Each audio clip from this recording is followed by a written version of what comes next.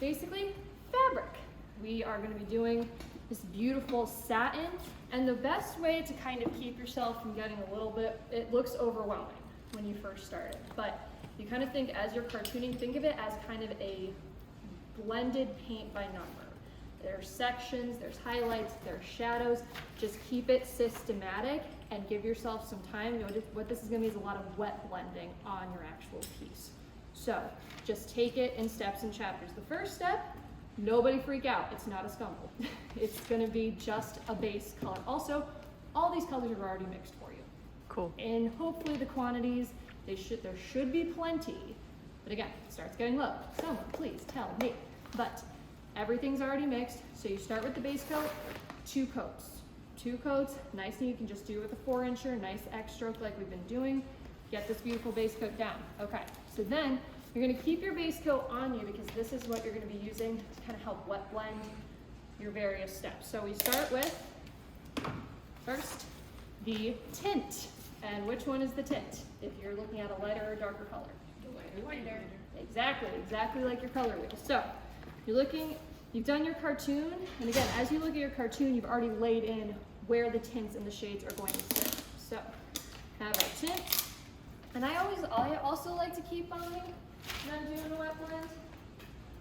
A little bit of water sometimes helps. Again, you want to be cautious with it because these are not great paints. If you use too much water, they're gonna like bead and go away and be unhappy. So water's just there as kind of like just if you need just a little bit more pull, a little bit more flow, these should be mixed to the right viscosity. So got your stitches, and usually the rule is you actually want it to be look a little bigger than you need because these are gonna be nice and thin and give you a really versatile stroke. So again, basically what you would anticipate, I'll look at my thing, be like, okay, let's do this bad boy. So I'm just gonna follow what I drew. You can see already just how nice a pull that brush, because that's the other thing about because these brushes have bristle all the way through, you get a lot of paint. So don't be afraid to load up your brush because you'll kind of start to feel how it maneuvers, how much it puts down. But you'll realize like if you load your brush up, it's actually easier to pull the paint out. And what I'm gonna do is I'm not gonna finish on this sample. So up in these corners and everything, feel free to play, feel free to come, like, you know, play with the brushes, kind of get the vibe for it. So when you lay down that tint, this is gonna go for the shade as well. Kind of lay it down a little bit liney, and then usually what I like to do is come back in with that base color, and that's where your wet blend is gonna be. So you see how it kind of like pulls along nicely and blends that, like it softens that edge without losing, because that's the push and pull with this, and you'll get it more as you go and get into the rhythm, is leaving those places where we have those nice harder lines, but also keeping like the softness of the fabric in mind. So as you're going through and doing your tints, you'll find some of them are very hot, like they're that hot of the pink, but some of them fade back a little bit, and that's where you can push like say to the inside. It's not so much on this one, but it's like this one has a little more of like a red pink, so I might come back through and just pull that a little more out. So again, you give yourself a little variation setting down tints in the shades. So I'll do one more on this one. Oh, that's right, mine looks funny because mine's not the right size. So fun fact, but just gonna pull it out, follow your shape. Yeah, nice with your color. Keep a little bit of that, and again, you won't be using super amounts of color, so this actually has a little bit on the outside blended. Oops. But you get the idea, right? So lay in your shades, give yourself your tints, sorry, you lay in your tints, give yourself some variation, give yourself some play. Make sense? Mm-hmm. Okay, great. So next, I have a question. Yes. So when we cartoon, we're doing that with the charcoal? So you do charcoal and marker. And the marker comes through? Exactly, yeah. So I mix this base color so that it's thin enough that you can do 2 coats, so you see how smooth it is, but it's still like, yeah, you get these really nice marker lines coming up through. So you should be able to follow this very closely. And if you notice, like I say, you're using base color and you're seeing it's like, ooh, that's getting a little thick, just a little bit of water it down and it'll move really, really nice. Cool. So that is, I'm gonna go ahead and pop there. Now for your shades, same idea. of you. Again, same exact idea. We've got shade color, little shake. And for this one, again, as you're going and putting through, it is really just laying in your lights and your darks, and you're actually gonna come back through and put down glazes, which is how we get that super, super dark and also how we get those really, really bright. So don't be discouraged if you're laying it down. It's like, why is it blending back? Because there's still another step. So shades, same idea. That brush. All right, so we'll do in here. So again, with your shades, and this has some pretty intense like outlining look because this is a satin, so it's a very high contrast, shiny fabric, which is part of the reason I chose it. And again, these are mixed so that they should let the red come up through a little bit. Like again, you don't have to worry if it's like, oh no, it's like I can see my base coat. It's like, that's totally fine. So again, and if you can't get like a whole section, just kind of give yourself a little bit of an edge so when you come back through there, you're not like getting it super patchy. So lay in your shade. And again, I'm noticing, I really want to see elevations out on this one, guys, because this is like, there's a lot of variations, there's a lot of stuff, and trying to do it just based on what you think it's going to be, it's going to look very odd. So you see in this one, like there's already a little bit of lighter in there. So I've got my shade laid in the darkest places first, and I'm going to come back in again, a little bit of a wet, this is called wet blending. It's wet blending right on your piece. And again, that's going to give us a little bit of depth, gives us that nice variation in there. Because not all of this is super, super dark. It's the places where the red comes through. So that's actually pretty deep going up in there, so I'm going to leave that mostly alone. But do that. Again, you can always come back up.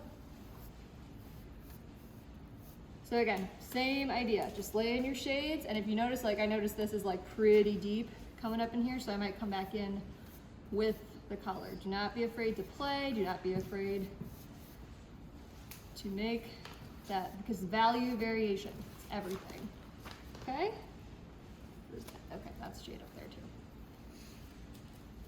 And you can see even with a bigger fish, how nice I can get into those smaller lines. So don't be afraid to use a bigger brush. Then you'll have more paint and things will go more quickly, okay? So that's your shades, all right? Same idea. Comments, questions, thoughts, feelings that are pertinent. Great. Okay, so I'm gonna pop.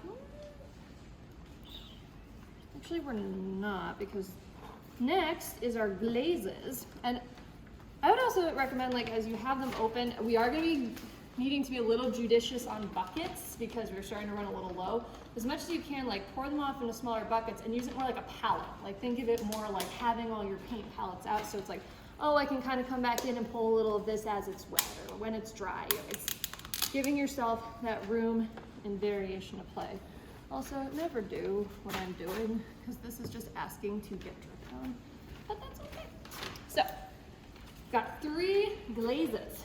First glaze is gonna be this really nice red glaze because as you're looking, when you start to look at the elevation, you'll notice there are these places where they're like red, like there's this really nice kind of more heated red in there. So, first we'll come in with the red.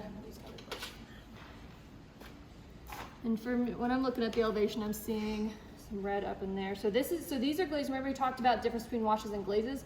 This has polyacryl satin in it. So it's actually gonna sit on top. What it's trying to do is just tone things down. It's not so much like we're trying to cover it. It's more like we're trying to tone the color back. It looks really super beautiful. So like when I look at this, I see a little bit of red glaze. And this glaze, especially the red, can go up into the shades because even though a lot of those are gonna get the black, this will actually help give you a little bit of variation in the shades so they don't all just turn black. So we've got a little bit there. Then you also see some in here. And this is just gonna pull that red out with a little bit more heat. So anywhere you see in the elevation where it looks like a really nice bright red, definitely pull this in. And again, this can actually sit in the shades area a lot because that'll help give you some variation. So with the glazes, remember, you wanna set them down evenly, nice long strokes, and as quickly and as neatly as you can because they do dry fast. Okay, so first with the glazes. With the glazes, yes, because again the polyacryl And then it's gonna make them dry pretty But fast. with the regular, we have a little bit more time. You have a little bit more time, and especially that's another reason to lay paint down a little bit more heavy at the beginning because you give yourself a little more blending time. Okay. So we have the red glaze. Next, we're going to do. What do I want? I think I want to do the black. Not with that one. Okay. So. Was there like a method to choosing which brush you used? So again, I try and think of like, so with the black, when I look at the elevation, there's some pretty large swaths of black. Like, you guys have seen this elevation. It's like, she's pretty dark. Yeah. She's a pretty dark lady. So I'm like, for that one, I was like, I want to use a pretty large brush to lay that in because it's such large area. So I want to cover it quickly, neatly. Again, the rule I use in my head, it's like the brush size you think, and then add like 10 to 30% larger is usually the rule. So with this one, this is partly why I left this brush out. Oops. So yeah, so we're gonna come in here. So this guy, and again, the black glaze is a little fun with getting streaky. It's just the way she's gonna behave. So just kind of bear that in mind as you go. And this is one where having a little water on you and also having your shade or tint color out, depending on if you're doing the white glaze or the black glaze, is helpful because we're gonna come in and we don't want this whole thing to go black, but we want it to come in pretty dark. So lay down that black glaze and just, again, tiny bit of wet blending, just a hair. Kind of bring that edge in a little, because you'll notice like a lot of these transitions are very smooth in this piece. So again, you have your glaze, and it comes just a little bit into here, and tra-la-la. We have just a little bit of smoothing. So yeah, so again, black, lay down the glaze in the areas, little bit of smoothing out. Make sense? Yep. So, white glaze, pretty much the same darn thing now. The white, be careful with her because it takes, you can see it takes over pretty easy. And there's less true pops of white than you think.